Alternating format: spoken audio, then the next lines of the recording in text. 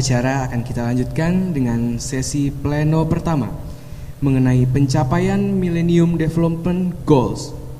Dengan moderator Dr. Irfan Afriandi, Master Public Health, Dr. Public Health. Kepada Dr. Irfan kami persilahkan. Bismillahirrahmanirrahim. Assalamualaikum warahmatullahi wabarakatuh. Terima kasih pembawa acara. Pada sesi pleno pertama pagi ini akan menyampaikan paparannya adalah pertama Bapak Dirjen Bina Gizi dan Kesehatan Ibu dan Anak, yaitu Bapak Dr. Anung Sugihantono, Dr. MKes. Untuk itu saya akan membacakan terlebih dahulu biodata singkat beliau. Beliau adalah seorang lulusan dari Fakultas Kedokteran Universitas Diponegoro yang kemudian melanjutkan pendidikan magisternya di Universitas Pajajaran, di Universitas Gadjah Mada. Otomatis terus nih Pak, soalnya Pak. Dan sebelumnya juga beliau pernah berkarir sebagai Kepala Dinas Kesehatan di Provinsi Jawa Tengah, sebelum kemudian beliau diangkat oleh Ibu Menteri, oleh Bapak Presiden sebagai Direktur Jenderal Bina Gizi dan Kesehatan Ibu dan Anak di Kementerian Kesehatan sejak awal tahun ini. Bapak akan memiliki waktu 30 menit untuk menyampaikan paparan karena kami mendapat informasi Pak Anung ini akan punya jadwal untuk bertemu dengan parlemen. Oleh karenanya nanti mungkin sesinya akan dimodifikasi, jadi tanya jawabnya akan diberikan langsung setelah Bapak menyelesaikan paparan. Untuk itu saya persilakan kepada Pak Anung untuk menyampaikan. Baik, bismillahirrahmanirrahim. Assalamualaikum warahmatullahi wabarakatuh. Yang saya hormati Prof. Laksono dan seluruh peserta forum yang hadir dalam kesempatan ini.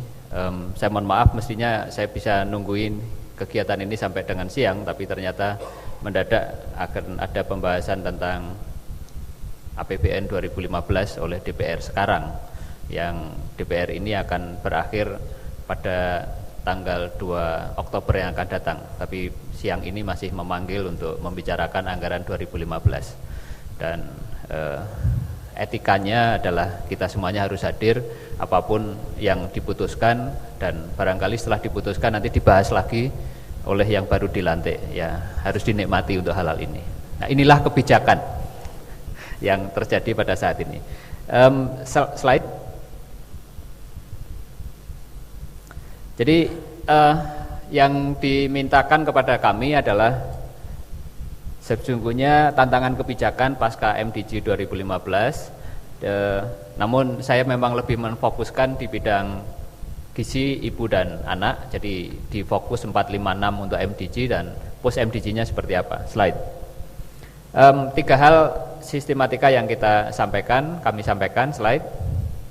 Dan terus, tadi ini adalah apa yang sudah disampaikan oleh Prof. Armida berkenaan dengan upaya-upaya yang sudah kita lakukan. Jadi memang saya selalu mengatakan kita akan mulai dari mana pada saat negara ini melakukan identifikasi persoalan-persoalan yang ada tentang MDG, maka kita juga harus mengerti dengan apa yang menjadi perspektif internasional terhadap kita di Indonesia ini. Dalam tatanan Indonesia, di World Health Statistic yang dirilis kemarin bulan Juli, kita mendapatkan gambaran bahwa angka kematian ibu kita itu di kisaran 190. Dan angka-angka inilah yang dirilis oleh mereka sebagai bentuk tanggung jawab bersama negara-negara yang ada di dalam tatanan-tatanan kita. Jadi kalau kemudian bicara tentang pencapaian, tadi Kepala Bappenas mengatakan masih punya waktu. Kalau kita berangkatnya pada hari ini dengan 359, sementara targetnya 102, sementara di dalam ranah global yang di-feedbackkan kepada kita adalah 190, maka sebenarnya nanti dalam konteks perumusan kebijakan dan implementasi kebijakan untuk 1,5 tahun ke depan menjadi sangat-sangat berbeda. Semua ada metodologinya, SDKI ada metodologinya, kemudian yang dari World Health Statistic WHO juga ada metodologinya, dan saya pikir mereka juga kumpulan orang-orang hebat termasuk Bapak dan Ibu menjadi bagian dari komponen ini, dan inilah yang harus kita lakukan ke depan untuk kita lihat bersama. Slide. Demikian juga dengan apa yang dikatakan tentang kematian ibu ini, kita sebenarnya di tingkat global disebut atau diberikan state making progress. Ada progres yang sangat berarti dari kemajuan-kemajuan yang sudah kita lakukan selama ini. Slide. Nah, ini yang kalau kemudian kita membandingkan apa yang ada di dalam capaian di ranah internasional dan di ranah internasional terhadap kematian ibu, atau yang tadi oleh Kepala Bappenas dikatakan off track untuk kesehatan ibu. Ya. Tapi angkanya adalah semacam ini. Pertolongan persalinan kita, kemudian kematian pertolongan persalinan sama apa yang diperhitungkan oleh internasional dan apa yang kita dapatkan dari SDKI. Terus dengan kematian balita juga demikian. Sebenarnya kita sudah on track, walaupun masih ada tantangan-tantangan yang harus kita hadapi. Karena di SDKI disebutkan 40 tingkat nasional, World Health mengatakan 31, target kita adalah 32. Kalau mengacu kepada World Health, kita diminta untuk bicara di mana-mana tentang apa yang sudah dilakukan oleh Indonesia. Tapi faktanya di dalam negeri kita melihat SDKI kita angkanya masih 40. Artinya masih banyak hal yang juga harus kita sesuaikan satu dengan yang lain di dalam tatanan ini. Nah, yang masih jadi tantangan berat adalah neonatal sesungguhnya untuk target MDG 4 ini. Slide. Tentang underlying atau sebenarnya bukan kausal langsung, tapi di dalam kesehatan ibu kita juga melihat persoalan-persoalan yang terjadi dengan total fertility rate, persoalan-persoalan yang terjadi dengan unmet need, dengan tingkat pemakaian kontrasepsi. Ini ada disparitas yang berkaitan dengan temuan dari survei demografi dan apa yang disajikan oleh WHO. Nah, terus kita bicara tentang gizi juga demikian, persoalan gizi kurang, terus persoalan gizi buruk yang masih juga menjadi tantangan kita. Slide. Nah, intinya kalau kemudian kita bicara tentang MDG, kita masih mempunyai agenda-agenda yang belum kita selesaikan. Pada saat yang sama, kita saat ini sudah harus membicarakan mengenai post MDG, yang indikator, variabel, penyebab, dan pelaku-pelaku utamanya kemudian menjadi sangat berbeda. Setidak-tidaknya ada 4 isu di dalam post MDG yang saat ini sudah menjadi bahan diskusi. Besok mulai akan menjadi diskusi di tingkat internasional. Yang pertama adalah tentang pengakhiran kemiskinan. Di dalam konteks pengakhiran kemiskinan yang saat ini di dalam MDG kita bicara tentang reduce sama dengan pengakhiran kemiskinan di nomor 1 itu. Pengakhiran kemiskinan di post MDG ini diskusinya menjadi sangat intens karena tantangannya yang disajikan menjadi sangat berbeda. Betul seperti apa yang disampaikan oleh Kepala Bappenas. Lebih konkret lagi, di sana mulai diinisiasi bahwa 2030 tidak boleh ada kelaparan. Definisi kelaparan di negara atau di dunia ini masih diperdebatkan satu dengan yang lain, dan termasuk di Indonesia. Sebagaimana definisi kemiskinan, kita masih menggunakan data dari World Bank atau kita menggunakan data konsumsi seperti yang pernah ada dari Prof. Sayogyo, dan seterusnya juga masih menjadi perdebatan. Yang kedua, kita bicara yang nomor 4 tentang memastikan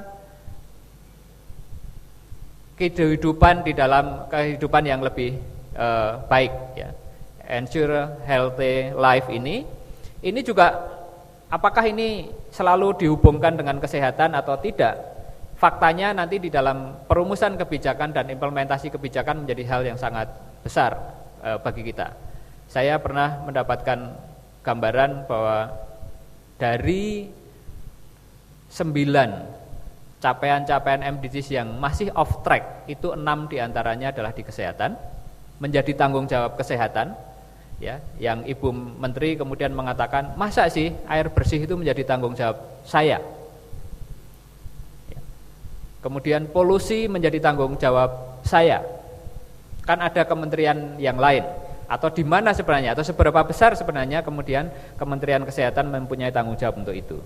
Kemudian yang food security and good nutrition itu hampir berkolaborasi, korelasi dengan end poverty yang ada di sana. Karena tentu kita akan bicara tentang pola makan, bukan hanya tentang ketersediaan pangan.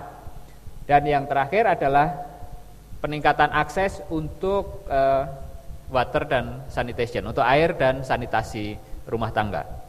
Nah, kalau kemudian kita gabungkan dalam 5 tahun atau setidak-tidaknya 15 tahun ke depan sampai dengan 2030, maka kita masih mempunyai PR 145 dan sebagian kecil 6 HIV AIDS.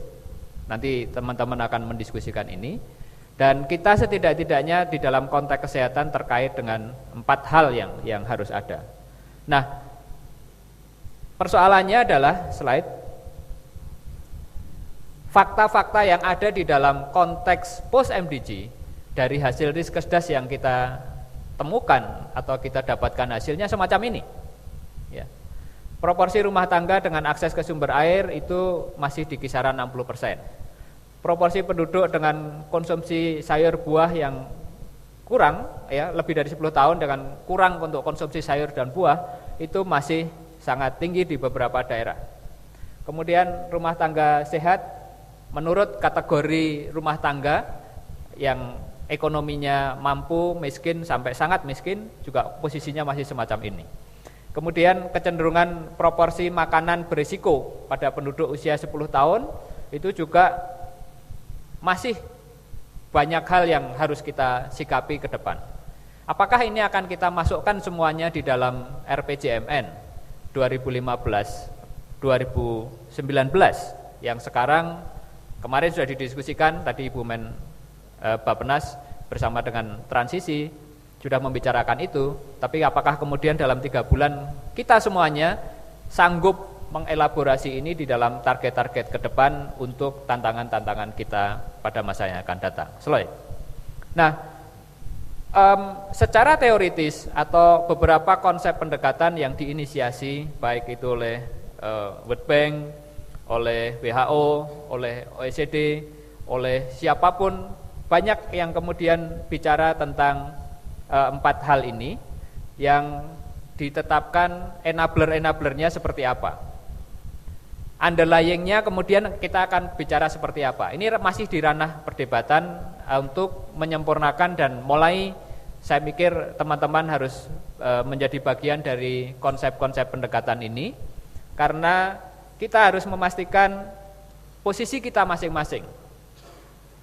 Seperti kemarin ada naskah yang akan dibahas di dalam International Conference of Nutrition.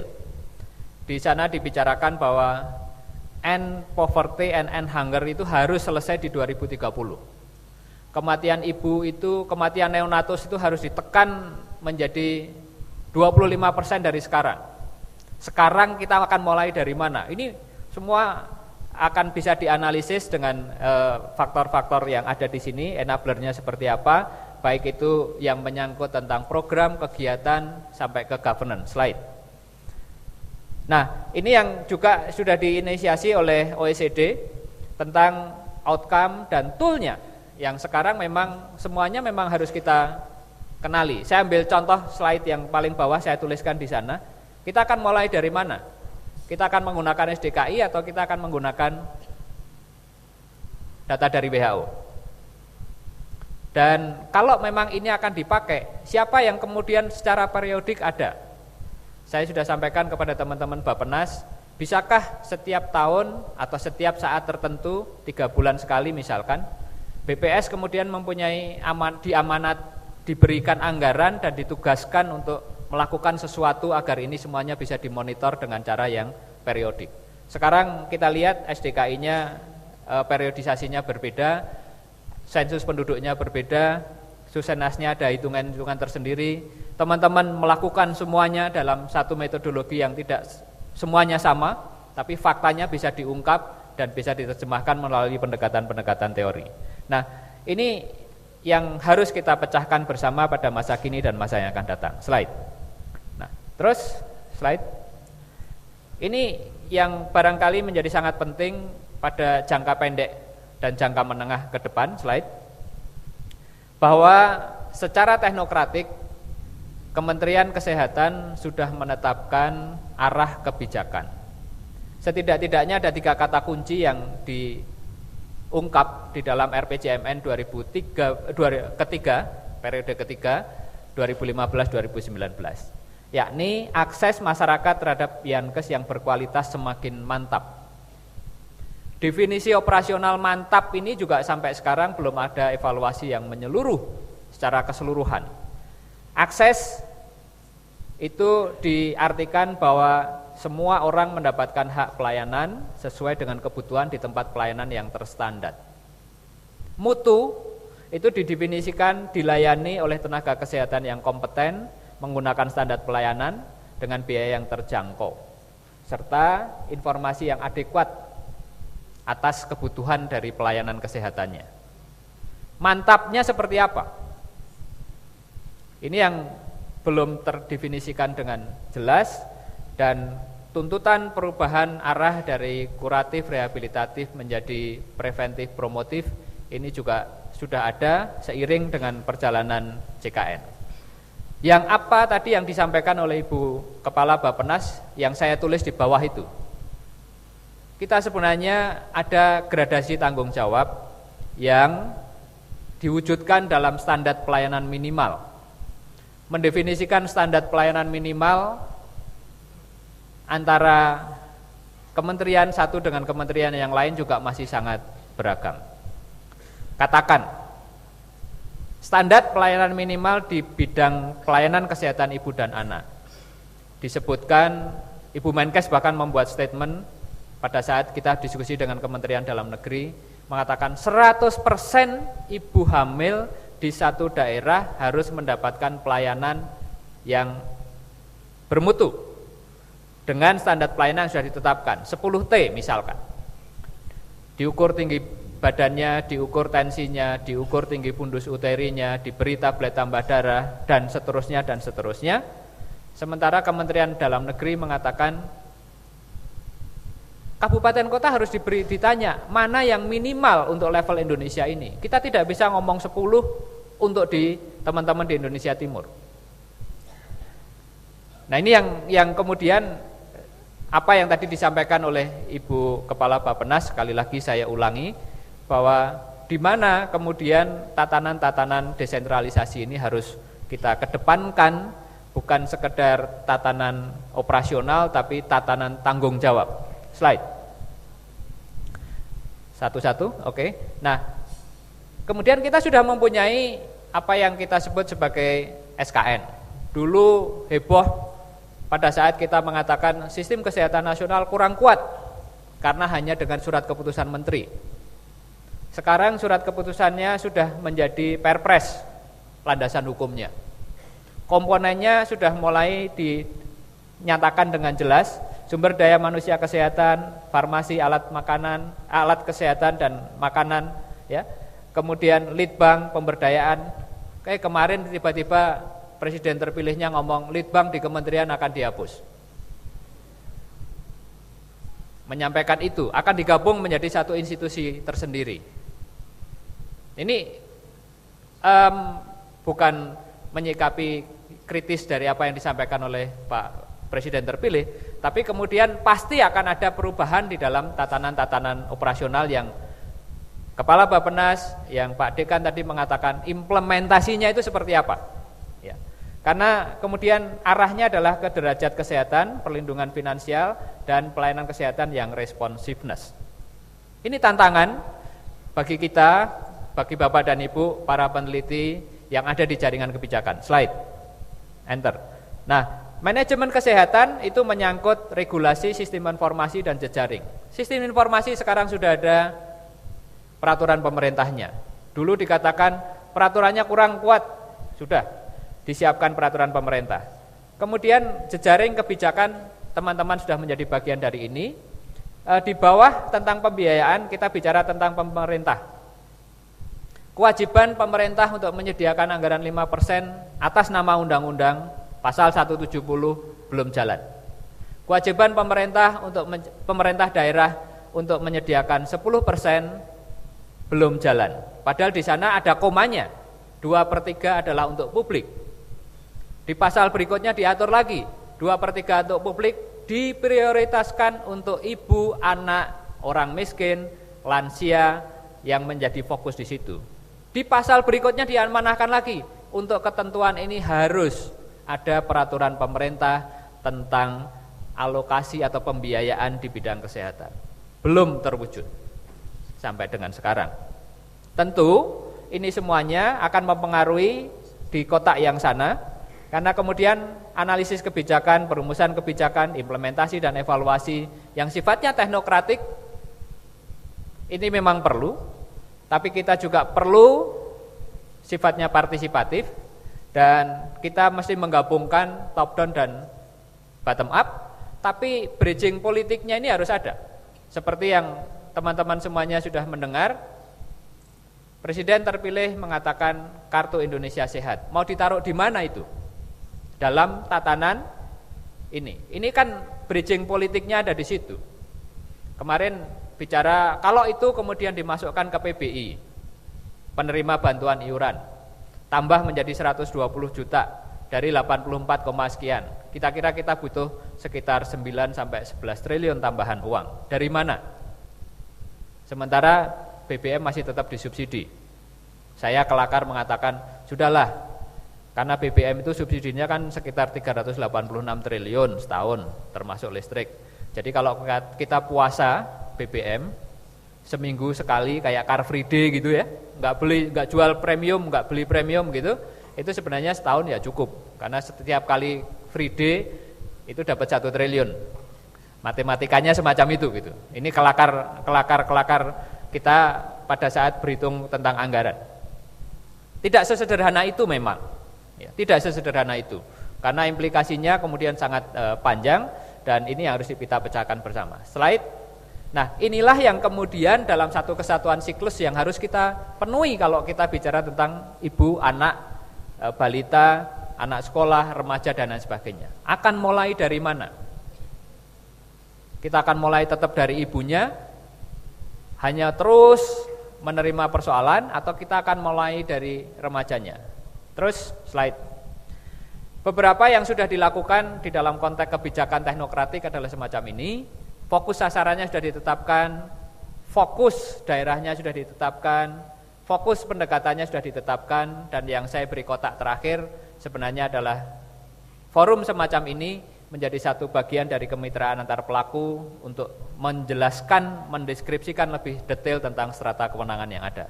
Terus, nah barangkali kemudian ini yang menjadi sangat penting dalam konteks tantangan kebijakan ke depan. Slide.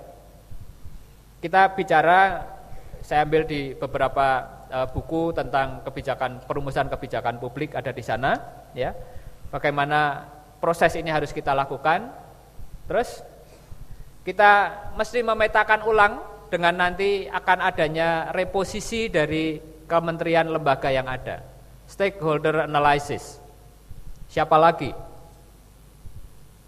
Di mana lagi? Dalam struktur apa lagi kita harus bicara?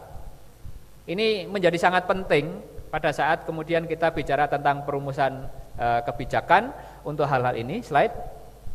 Ya. Untuk persoalan kesehatan ibu dan anak, terus slide.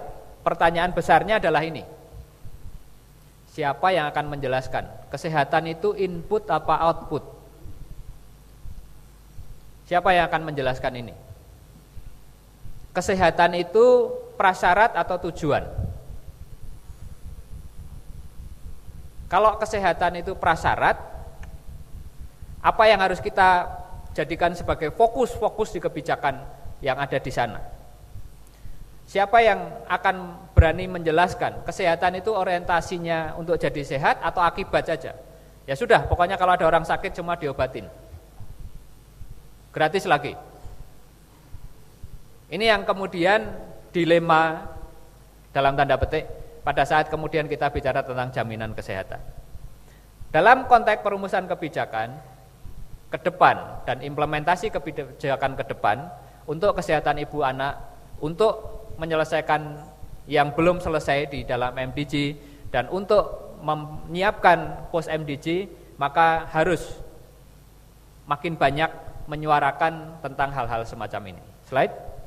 Nah, barangkali ini sebagai kata kunci terakhir ke depan yang memang harus kita lakukan. Konsep pengembangan kepemimpinan ini menjadi sangat penting. Orientasi tentang pembangunan kesehatan, siapapun pemimpinnya akan menempatkan kesehatan di mana. Kemudian di sana yang harus kita lakukan adalah konsep-konsep tentang kesehatan sebagai input pembangunan. Ini yang harus konkret, yang harus jelas dan menjadi bahan yang tidak boleh kita sepelekan dalam waktu 3 bulan menyusun dokumen perencanaan pembangunan ke depan. Pada bagian lain adalah promotif preventif, ya. Penguatan peran promosi kesehatan yang formasinya nggak pernah muncul dalam pengadaan CPNS saat ini. Ya. Kemudian hal-hal yang sifatnya intervensi, pemenuhan asupan gizi mikro itu untuk anak, untuk ibu dan lain sebagainya ada di sana semuanya. Dan yang terakhir itu yang biru itu barangkali menjadi prasyarat-prasyarat yang harus kita lakukan ke depan di dalam konteks pendekatan-pendekatan kebijakan yang ada. Reorientasi dari pendidikan, kesehatan, penguatan regulasi untuk provinsi, kemudian penguatan sistem pembiayaan untuk pelayanan kesehatan primer, sekarang masih diperdebatkan dan mudah-mudahan nanti siang pembahasannya itu nambah anggaran untuk kesehatan primer, bukan untuk nambah ke yang lain-lain. Nah, kalau memang ada tambahan, ya biasanya malah mau dikurangi, tapi ditambah tapi titip tertentu gitu. Kemudian sanitasi dasar ini yang harus ada. Saya sudah senang Bappenas di dalam RPJM yang kemarin barangkali sudah diserahkan oleh Ibu Kepala Bappenas kepada tim transisi, itu sudah memberikan target bahwa 2015 semua akses internet ada di kecamatan, semua akses air bersih akan dilakukan minimal sudah naik menjadi 90% lebih yang akan diupayakan. Mudah-mudahan itu terimplementasikan dengan sungguh-sungguh karena ini menjadi satu kesatuan yang tidak boleh kita pisahkan. Slide. Terakhir terus yang mungkin perlu persis seperti yang disampaikan oleh Ibu Kepala Bappenas, MDG dan post MDG itu memang bukan sekedar kita mengikuti internasional, tapi ini adalah salah satu bagian dari ukuran-ukuran keberhasilan pembangunan yang sudah kita tetapkan bersama di Indonesia ini. Oleh karena ini menjadi bagian yang tidak terpisahkan dari agenda nasional, siapapun presidennya dan siapapun pemimpin di daerahnya. Yang kedua, perubahan-perubahan regulasi yang saat ini sedang dan terus berlangsung, ini harus menjadi momentum untuk kita semuanya menyempurnakan hal-hal yang saat ini harus berjalan dan harus kita lakukan. Dan yang ketiga, penguatan jejaring perumusan. Makanya policy brief ini memang sangat bermanfaat untuk kita semuanya. Walaupun kita juga sudah melaksanakan apa yang disebut sebagai health sector review, dari semuanya sudah memberikan masukan, tapi barangkali policy-policy yang sifatnya implementatif di tingkat provinsi dan kabupaten kota serta kebijakan makro di tingkat internasional harus kita lakukan bersama-sama. Inilah Bapak dan Ibu, teman-teman yang saya hormati dan saya banggakan yang bisa saya sampaikan. Terima kasih atas perhatiannya dan slide terakhir, mohon maaf untuk hal-hal yang kurang berkenan. Wassalamualaikum warahmatullahi wabarakatuh. Baik.